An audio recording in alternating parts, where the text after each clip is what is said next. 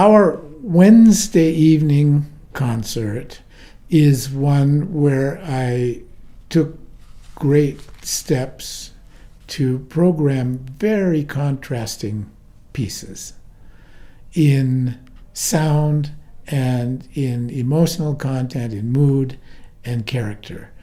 We begin with Divertimento by Malcolm Arnold, an English composer who wrote a lot of music for serious classical forces, 9 symphonies, concerti, chamber music, operas, everything, but also wrote over 100 film scores.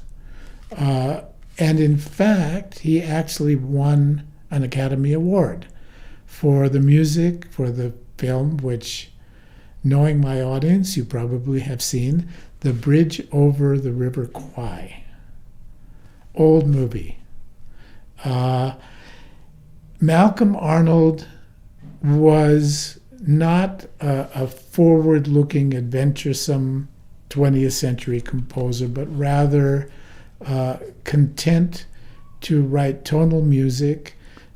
His great attributes were orchestration, being able to write spectacularly for all the instruments, and beautiful tonality and a kind of transparency in the writing, which is remarkable. This particular piece is short-ish, I would say maybe 9 or 10 minutes. This piece is for flute, oboe, and clarinet, which means that the textures are pretty much in the upper registers, but with each of these instruments able to be very virtuosic. Fantastic passages of many, many notes and textures which are very arresting. The overall sense that you come away from with this piece is light, airy, and happy. It's a very happy piece. To contrast, we then go to Mozart's most wonderful G-minor Piano Quartet.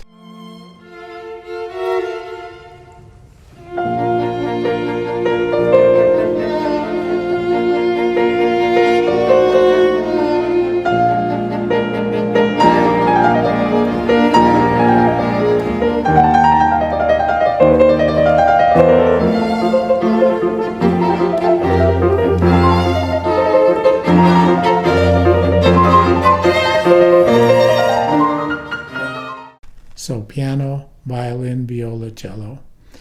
And Mozart was particularly influenced by key signatures, or maybe the other way around. Maybe key signatures were particularly influential on Mozart.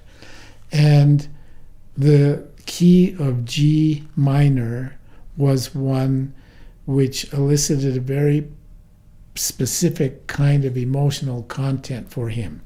We have the miraculous and most well-known symphony in G minor, number 40.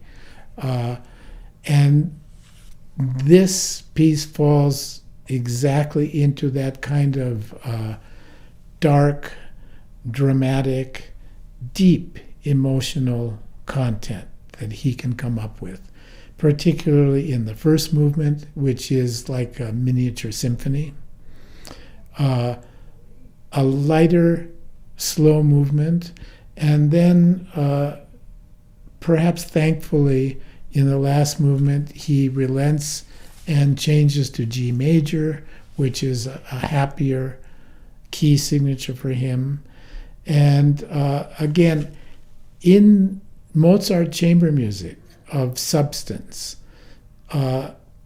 these can end up being almost like little miniature piano concerti. And this one, very much so. The piano part is very dramatic, demands that kind of personality, to come forward and bring it to the audience. And it's a great contrast to the light Malcolm Arnold, to this darker and deeper, profound Mozart.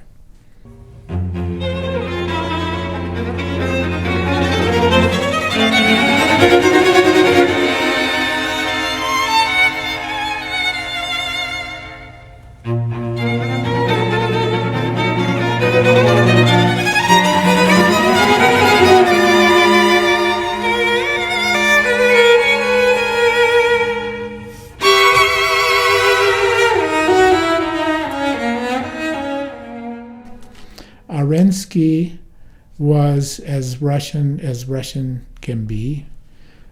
He was a professor at the Moscow Conservatory at the time when Tchaikovsky was still alive and then not alive.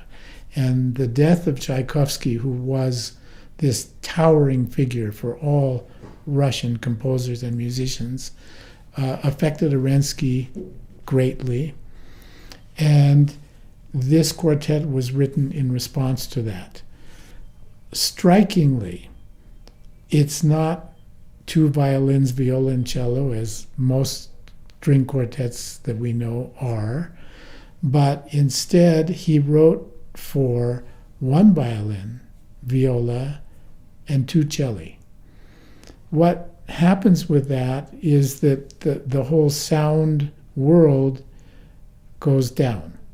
So we're talking about deeper sound, a darker sound, and that fit wonderfully into the deeper and darker Russian soul, which Arensky really was able to embody. And this piece is the brooding, dark Russian culture.